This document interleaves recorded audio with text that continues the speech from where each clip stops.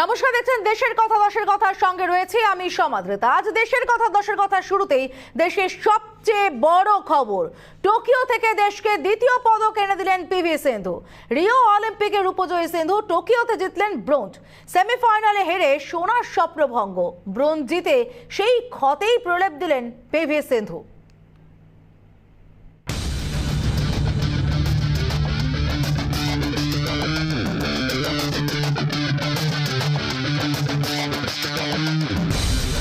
শনিবারে সিন্ধু বিষাদ, রবিবার বদলে গেল সিন্ধু গর্জনে। টোকিওতে অলিম্পিকের মঞ্চে চীনা প্রতিপক্ষকে উড়িয়ে দিলেন সিন্ধু। স্টেটে ম্যাচ জিতে এলো ব্রোঞ্জ। সিন্ধুর হাত ধরে টোকিওতে দ্বিতীয় পদক ভারতের। সুশীল কুমারের পর দ্বিতীয় ভারতীয় হিসাবে অলিম্পিকে ব্যক্তিগত ইভেন্টে জোড়া পদক সিন্ধুর। প্রথম ভারতীয় মহিলা হিসেবে পর দুটি অলিম্পিকে পদক জিতে ইতিহাসে নাম তুললেন হায়দ্রাবাদী কন্যা। শনিবারের ভুল থেকে শিক্ষা নিয়ে রবিবারের কোর্ট জুড়ে দাপট দেখালেন পুশরলা ভেঙ্কট সিন্ধু। স্ম্যাশ হোক কিংবা ব্যাকহ্যান্ড, নিজের উচ্চতাকে কাজে লাগিয়ে প্রতিপক্ষকে নস্তানাবুদ করলেন। চীনা বিং জিয়াওয়ের কাছে তার কোনো জবাব ছিল না।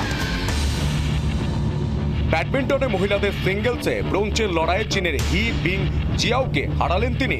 খেলার ফল 21-13, 21-15।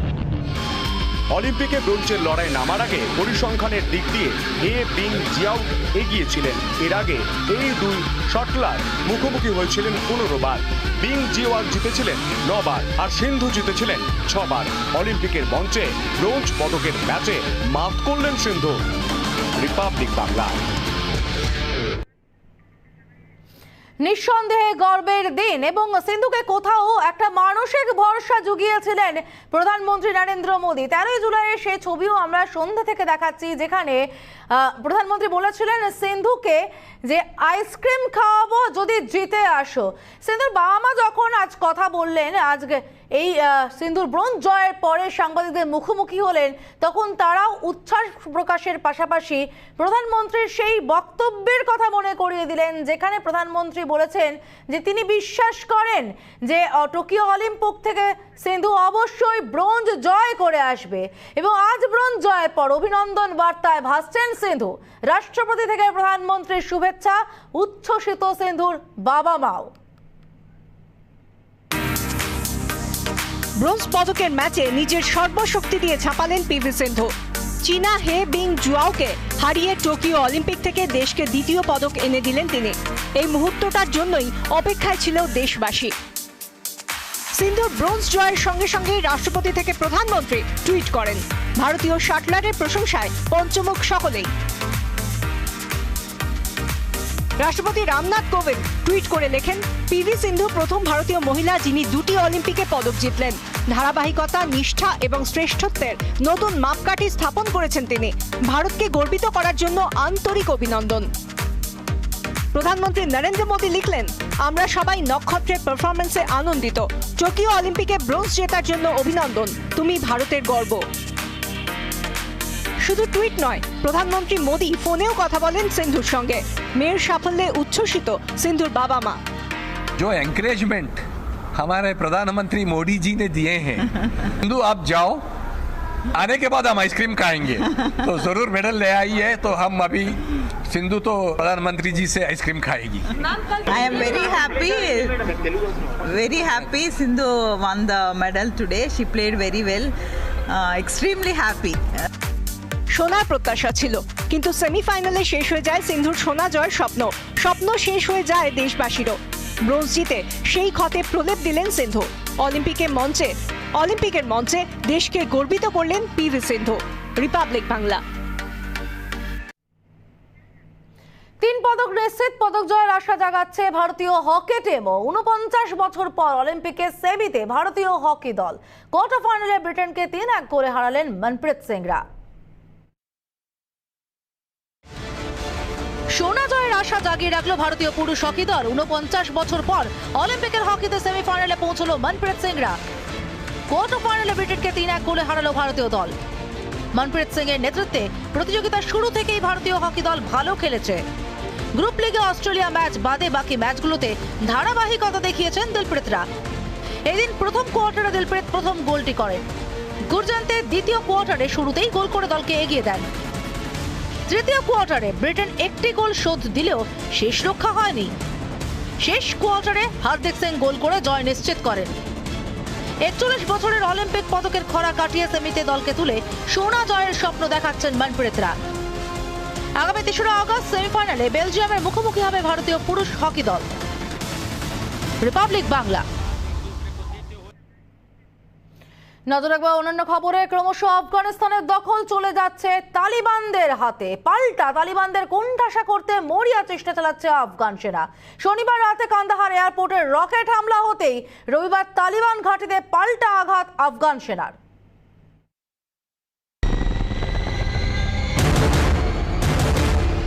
রবিবার সকাল হতে তামাম বিশ্বে ছড়িয়ে যায় এক ছবি। কান্দাহার এয়ারবেসে তালিবান হামলা। তিনটে রকেট আছড়ে পড়ে কান্দাহারে। দুটো একেবারে রানওয়ের ওপরে। সঙ্গে সঙ্গে সব রকম উড়ান বাতিল করে দেওয়া হয়। সূত্রের খবর, আফগানিস্তানের 3 গুরুত্বপূর্ণ শহরের দখল নিতে চাইছেন তালিবানরা। তার প্রথম পদক্ষেপে কান্দাহার এয়ারবেসে আঘাত। তবে বিমানবন্দর সূত্রের খবর, রানওয়ে দ্রুত সারিয়ে ব্যবহারযোগ্য করে তোলা হচ্ছে। তালিবানি রকেট হামলায় কোনো হতাহতের খবর নেই। শুক্রবার হেরাতে রাষ্ট্রসংঘের অফিসে তালিবানি হামলা তীব্র নিন্দা করে আন্তর্জাতিক মহল। আফগানিস্তানে হিংসা যেরকম বাড়ছে, তেমনি বাড়ছে শান্তি ফেরাতে আন্তর্জাতিক মহলের চাপ। রকেট, গ্রেনেড, গুলি দিয়ে রাষ্ট্রসংঘের অফিসে হামলা চালায় তালিবানরা। আন্তর্জাতিক আইনের উল্লেখ করে মার্কিন জাতীয় নিরাপত্তা উপদেষ্টা কড়া বার্তা দেন তালিবানদের। যদিও হেরাতের কারক জেলার দখল তালিবানদের থেকে ছিনিয়ে নেয় আফগান সেনা। 152 জন তালিবানের মৃত্যুর কথা জানানো হয় সরকারি তরফে। তবে এখনো আফগানিস্তানের 419 জেলার মধ্যে 190টি জেলা তালিবানদের দখলে। শনিবার রাতে কান্দাহার এয়ারবেসে তালিবানি হামলা হতেই পাল্টা আঘাত হানে আফগান সেনা। আফগানিস্তানের লস্করগাহ হেলমন্দ তালিবানি দখলমুক্ত করতে এলাকা ঘিরে হামলা চালায় আফগান সেনা। 51 জন তালিবান সেনার মৃত্যু হয়েছে। 40-এরও বেশি তালিবানি জঙ্গি আহত বলে আফগান সরকার সূত্র খবর। ধ্বংস করা হয়েছে প্রচুর অস্ত্রশস্ত্র। তবে সব মিলিয়ে আফগানিস্তান এখন রণক্ষেত্র, জানিয়ে চিন্তা বাড়ছে আন্তর্জাতিক মহলে। রিপাবলিক বাংলা। বাদল অধিবেশন ব্যাহত হয়েছে প্রায় প্রতিদিন। অস্বস্তিতে পড়েছে কেন্দ্র। এবার সেই পেগাসাস ইস্যুতে দেশের শীর্ষ আদালতে শুনানি। বৃহস্পতিবার সুপ্রিম কোর্টে ফোনে আড়িপাতা কাণ্ডের শুনানি। ইস্যুতে সরগরম সংসদ। লোকসভা থেকে রাজ্যসভা, বিরোধীদের তুমুল হৈ হট্টগোলে সংসদের বাদল অধিবেশন ব্যাহত হচ্ছে প্রায় প্রতিদিনই। দেশ বিদেশের সংবাদ মাধ্যমে পেগাসাস কাণ্ড সামনে আসতেই উত্তাল হলো জাতীয় রাজনীতি। অভিযোগ, ইসরায়েলি এই স্পাইওয়্যারের মাধ্যমে দেশের রাজনীতিবিদ, সাংবাদিক, বিচারপতি, শিল্পপতি সমেত প্রায় 104 মানুষের ফোনে আড়িপাতা হয়েছে। ফোনে আড়িপাতা কাণ্ডে আইনি হস্তক্ষেপ চেয়ে দেশের শীর্ষ আদালতের দ্বারস্থ হয়েছিলেন অনেকেই। মামলাকারী প্রবীণ সাংবাদিক এন রাম ও শশী কুমার। সিপিএম সাংসদ জন ব্রেটাসও মামলা করেন আইনজীবী এম এল শর্মা। নিরপেক্ষ তদন্ত চেয়ে মামলা সুপ্রিম কোর্টে। বিচারপতি বা অবসরপ্রাপ্ত বিচারপতি দিয়ে তদন্তের আবেদন। কেন্দ্রের কাছে এই স্পাইওয়্যারের ব্যবহারের লাইসেন্স আছে কিনা, কার নজরদারিতে এই স্পাইওয়্যারের ব্যবহার, তা জানতেও জনস্বার্থ মামলা করা হয়েছে। বৃহস্পতিবার এই মামলার শুনানি। রিপাবলিক বাংলা। বিগত কয়েকদিনে পেগাসাস ছাড়াও দেশের আর্থিক মন্দানি সরব হয়েছেন বিরোধীরা। এবার পাল্টা চাপের কৌশল বিজেপির। বিরোধীদের হট্টগোলে সংসদ না চলতে দেওয়ায় করদাতাদের 133 কোটি টাকা ক্ষতি হয়েছে। টুইটে সরব অমিত মালভিয়া। हमारे प्रधानमंत्री नरेंद्र मोदी जी के ही नेतृत्व में आम जनता के लिए, गरीब के लिए, किसान के लिए उपलब्ध इस देश में आज करी जा रही है। সাধারণ মানুষের করের টাকায় চলে সংসদ। সেখানে গঠনমূলক অংশগ্রহণ থাকা উচিত শাসক ও বিরোধীদের। কিন্তু সংসদের কিছু খণ্ডচিত্র বলছে অন্য কথা। ওই হট্টগোলের জেরে বেশিরভাগ সময় পণ্ড হয় সংসদের অধিবেশন। জলে যায় জনগণের করের টাকা। এদিন এ নিয়ে টুইট করেছেন বিজেপির আইটি সেলের প্রধান অমিত মালব্য। সংসদের আলোচনায় সম্ভাব্য 107 ঘন্টার মধ্যে 18 ঘন্টা কাজ হয়েছে। লোকসভার ক্ষেত্রে সম্ভাব্য 54 ঘন্টার মধ্যে মাত্র 7 ঘন্টা কাজ হয়েছে। রাজ্যসভায় 53 ঘন্টার মধ্যে মাত্র 11 ঘন্টা আলোচনা করা গিয়েছে। এভাবে সংসদের মূল্যবান প্রায় 89 ঘন্টা নষ্ট হয়েছে। করদাতার 133 কোটি টাকার ক্ষতি হয়েছে। পেগাসাস কাণ্ড, জ্বালানি, কৃষি আইন নিয়ে উত্তাল হচ্ছে সংসদের দুই কক্ষ। নরেন্দ্র মোদীর সরকার এবং বিরোধীদের মধ্যে বাদানুবাদে বারবার মুলতবি হয়েছে অধিবেশন। যদিও সরকারের দাবি, তৃণমূল কংগ্রেস সহ বিরোধীরা ইচ্ছাকৃতভাবে সংসদে অচলাবস্থা তৈরি করছে। রিপাবলিক বাংলা। এই প্রথম ভারতের কোন প্রধানমন্ত্রীর সভাপতিত্বে হতে চলেছে রাষ্ট্রপুঞ্জের নিরাপত্তা পরিষদের বৈঠক। করোনা পরিস্থিতির কারণে এবারের বৈঠক হবে ভার্চুয়ালি, জানিয়েছেন ভারতীয় কূটনীতিবিদ সৈয়দ আকবরউদ্দিন। প্রায় গোটা বিশ্বের, বিশেষ করে বন্ধু রাষ্ট্রগুলির শুভেচ্ছার বন্যায় ভাসছে ভারত। বিশ্বের তাবর নেতাদের একের পর এক টুইটে মধ্যমণি দেশের প্রধানমন্ত্রী নরেন্দ্র মোদী। কারণ রাষ্ট্রপুঞ্জের নিরাপত্তা পরিষদের পরবর্তী বৈঠক 9 অগস্ট। সেই বৈঠক হতে চলেছে প্রধানমন্ত্রী নরেন্দ্র মোদীর সভাপতিত্বে। ভারতের ফোকাস থাকবে সন্ত্রাস দমনে বিশ্বকে একজোট করা, গোটা বিশ্বকে দেখানোর সময় যে ভারত সামনে থেকে নেতৃত্ব দিতে তৈরি, জানিয়েছেন ভারতীয় কূটনীতিবিদ Syed Akbaruddin. It shows that India and its political leadership are invested in our foreign policy ventures, and it provides a signal to everybody else that India wants to lead from the front. Although this is a virtual meeting, it's still a first meeting of the sort for us, so it's historic. The last time that an Indian Prime Minister was engaged in this effort was Prime Minister Shri P.V. Narasimha Rao. সভাপতির আসনে ভারতের প্রধানমন্ত্রীর নাম ঘোষণার পরেই গোটা বিশ্ব থেকে আসছে শুভেচ্ছা বার্তা। রাশিয়া, ফ্রান্সের পক্ষ থেকে টুইটে জানানো হয়েছে শুভেচ্ছা। ইউএনএসসিতে স্থায়ী 5 সদস্য দেশ আমেরিকা, রাশিয়া, চীন, ফ্রান্স ও ব্রিটেন। 10টি আসন রয়েছে অস্থায়ী সদস্য দেশগুলির জন্য। 15 সদস্যের নিরাপত্তা পরিষদে ভারত স্থায়ী সদস্য নয়, তা সত্ত্বেও যথেষ্ট গুরুত্বপূর্ণ সদস্য ভারত। আন্তর্জাতিক নীতি নির্ধারণের ক্ষেত্রে বহুবার গুরুত্বপূর্ণ ভূমিকা ভারতের। আকবরউদ্দিন টুইটে জানিয়েছেন, নিরাপত্তা পরিষদের 75 বছরের ইতিহাসে এই প্রথমবার ভারতের প্রধানমন্ত্রীর নেতৃত্বে বৈঠক হতে চলেছে। রিপাবলিক বাংলা। বৃষ্টির জলে ভাসছে দিল্লি, ফুঁসছে যমুনা নদী। আরো ভারী বৃষ্টির পূর্বাভাসে আতঙ্কে রাজধানীর বাসিন্দারা।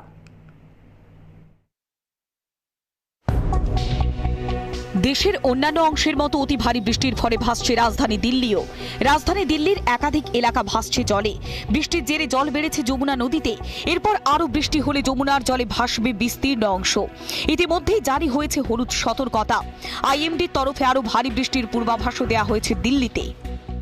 রবিবার সকাল পর্যন্ত যমুনা নদীতে জলস্তর রয়েছে 205.30 মিটার। যমুনায় বিপদসীমা 205.33 মিটার। দিল্লির পরিস্থিতির জন্য স্থানীয় পুরসভা এবং কেজরিওয়ালের সরকারকেই দায়ী করেছে। এই পরিস্থিতিতে শুরু হয়েছে রাজনৈতিক চর্চাও। দিল্লির আইআইটি ফ্লাইওভারের নিচের একটি অংশে মাটি বসে গিয়েছিল, সেখানে রবিবার সকাল থেকেই শুরু হয়েছে মেরামতির কাজ। রিপাবলিক বাংলা। শুনশান কেরালার রাস্তাঘাট, খুব প্রয়োজন না পড়লে রাস্তায় বেরোচ্ছেন না কেউ। করোনার প্রথম ঢেউয়ের মতো পরিস্থিতি কেরালায়। রাস্তায় চলছে ধরপাকড়ও, কারণ দেশের মোট দৈনিক আক্রান্তে প্রায় 50% কেরালায়। কার্যত ফের বিপর্যস্ত কেরালা। টুইটে কেরালা সরকারকে তুলোধরা বিজেপি নেতা অমিত মালভিয়ার।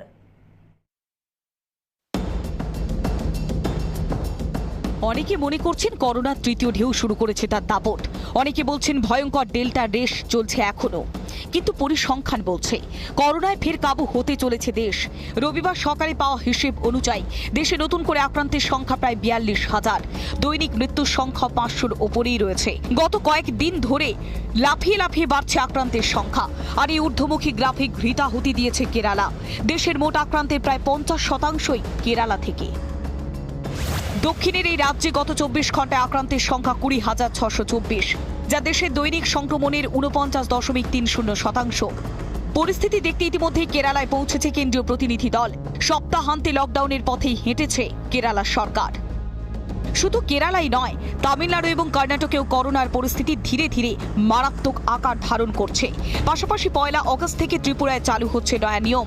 করোনার কারণে শনিবার এবং রবিবার দুদিন রাজ্য জুড়ে কারফিউ জারি করেছিল বিপ্লব দেবের সরকার। রবিবার থেকে বিধিনিষেধের মেয়াদ আরও 1 মাস বাড়ানো হয়েছে। একই সঙ্গে সন্ধ্যে 7টা থেকে সকাল 5টা পর্যন্ত জারি করা হচ্ছে নাইট কারফিউ। রিপাবলিক বাংলা। খোদ কলকাতায় অস্ত্র ব্যবসার নতুন ছক বানচাল করলো পুলিশ। সোশ্যাল মিডিয়ায় বন্দুক হাতে ছবি পোস্ট করে ডিলিট করেও শেষ রক্ষা হলো না। পোস্টের সূত্র ধরেই পুলিশের জালে অস্ত্র ব্যবসায়ী। সোশ্যাল মিডিয়ায় আগ্নেয়াস্ত্র সহ ছবি পোস্ট করে অস্ত্র ব্যবসার নতুন এই ছক ভাবাচ্ছে গোয়েন্দাদের। সোশ্যাল মিডিয়াকে ব্যবহার করে দিনে দিনে বাড়ছে অসামাজিক কার্যকলাপ, যে কারণে এতে নিয়ন্ত্রণে উদ্যোগী কেন্দ্র। কিন্তু তারপরেও লাগাম পরানো যাচ্ছে কি? 24 বছরের এক যুবকের পোস্ট করা একটি ছবি ঘিরে তৎপরতা শুরু হয় পুলিশি মহলে। সোশ্যাল মিডিয়ার হাতে বন্দুক নিয়ে একটি ছবি পোস্ট করে অভিযুক্ত যুবক। নাম কিষান জয়সওয়ারা, বাড়ি কলকাতার হরিশ নিয়োগী রোডে। ছবি পোস্টের পর দ্রুত সেই পোস্ট ডিলিটও করে দেয় যুবক, কিন্তু ততক্ষণে খবর চলে যায় কলকাতা পুলিশের কাছে। অরবিন্দ সেতু থেকে গ্রেফতার করা হয় কিষানকে। ম্যারাথন জেরায় অস্ত্র রাখার কথা স্বীকার করে কিষান। এরপরেই প্রশ্ন ওঠে, হঠাৎ অস্ত্র হাতে ছবি পোস্টের কারণ কি? কেনই বা দ্রুত সেই ছবি ডিলিটও করে দেয় যুবক? কিষানকে জেরায় জানা গেছে কিষানের সঙ্গে যোগ আছে সমাজ বিরোধীদের। যোগ আছে ভাটপাড়ার কুখ্যাত সমাজ বিরোধী সুমিত যাদবের সঙ্গে। বহুবার তল্লাশি চালিয়েও গ্রেফতার করা যায়নি সুমিত যাদবকে। পুলিশের খাতায় ফেরার সুমিত যাদব। অস্ত্র ব্যবসা চালানোর অভিযোগ কিষানের বিরুদ্ধে। অস্ত্র আইনে মামলা রুজু করেছে মানিকতলা থানার পুলিশ। কিষান জয়সওয়ারাকে জেরায় উঠে এসেছে কলকাতায় অস্ত্র ব্যবসার কথা। কিষানের বাড়িতে তল্লাশি চালিয়ে বন্দুক ও কার্তুজ উদ্ধার করেছে পুলিশ। রিপাবলিক বাংলা। ডেরেক ব্রাত্য কাকলিদের পর এবার অভিষেক। সোমবার ত্রিপুরা যাবেন তৃণমূলের সর্বভারতীয় সাধারণ সম্পাদক এবং সাংবাদিকদের মুখোমুখি হবেন তিনি। তৃণমূলের পাখির চোখ যে ত্রিপুরা তা পরিষ্কার হয়ে যাচ্ছে।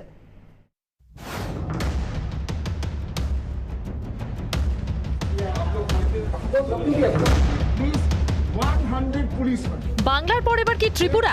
আইপ্যাক কাণ্ডের পর এমনই জল্পনা বাড়ছে। পিকের কর্মীদের গৃহবন্দী রাখার অভিযোগে বুধবার ত্রিপুরায় যায় তৃণমূলের প্রতিনিধি দল। এরপরই অভিষেক বন্দ্যোপাধ্যায় ত্রিপুরা যাওয়ার কথা ছিল, কিন্তু কোভিড বিধির কারণে সফর সূচি বদল হয়। তৃণমূলের তরফে জানানো হয়েছে সোমবার দুপুর 12টায় ত্রিপুরেশ্বরী মন্দিরে পুজো। দুপুর 3:30 নাগাদ আগরতলায় সাংবাদিক বৈঠক করা হবে। বাংলার বিধানসভা ভোট মেটার পর আপাতত সরগরম উত্তর পূর্বের এই রাজ্য। এ নিয়ে সুর চড়ছে বঙ্গ রাজনীতিতে। সেই ভোটে গোটা ত্রিপুরার মানুষ জানে, একেবারে খড়গহস্ত আছে যে গতবার কংগ্রেস থেকে তৃণমূলে বাহিনী নিয়ে এসেছিল, তৃণমূলে ভালো করে রক্ষা করে পুষে বিজেপির ঘরে গিয়ে ঠেলে দিয়ে এসছে এবং বিজেপিকে জিতিয়েছে। এখানে যে বিজেপির যে অপশাসনটা চলছে, অল্প দিনে তারা যে বিতশ্রদ্ধ হয়েছেন, মুক্তি চাইছেন, যে বামফ্রন্ট বা বামপন্থীরা পারবেন না, কারণ তার আগেই তারা পর্যদস্ত হয়ে গিয়েছিলেন। সেই জায়গায় পশ্চিমবঙ্গ মডেলকে সামনে রেখে তৃণমূলের উপর তারা ভরসা করছেন। তৃণমূল সেখানে বিজেপিকে ত্রিপুরা থেকে পরাজিত করার লক্ষ্য নিয়ে তারা কাজ করছেন। সেই জায়গাতেই ক্যাপ্টেন অভিষেক বন্দ্যোপাধ্যায় সেখানে যাচ্ছেন। যদিও তৃণমূলের মিশন ত্রিপুরাকে আমল দিতে নারাজ গেরুয়া শিবির, উল্টে বহিরাগত ইস্যুতে তৃণমূলকে বিঁধছে পদ্ম শিবির। 20 জন 20+ সাংসদ, যার পশ্চিমবঙ্গের বাইরে কোনো অস্তিত্ব নেই। আমি জানি না এত দৌড়াদৌড়ি করার কি মানেটা হয়। মানে স্বপ্নটা পূরণ হবে কোথা থেকে মাননীয় মুখ্যমন্ত্রীর, যেটা উনি ভাবছেন যে উনি প্রধানমন্ত্রী হবেন। এখন দেখার কোন পথে বাঁক নেয় ত্রিপুরার রাজনীতি। রিপাবলিক বাংলা।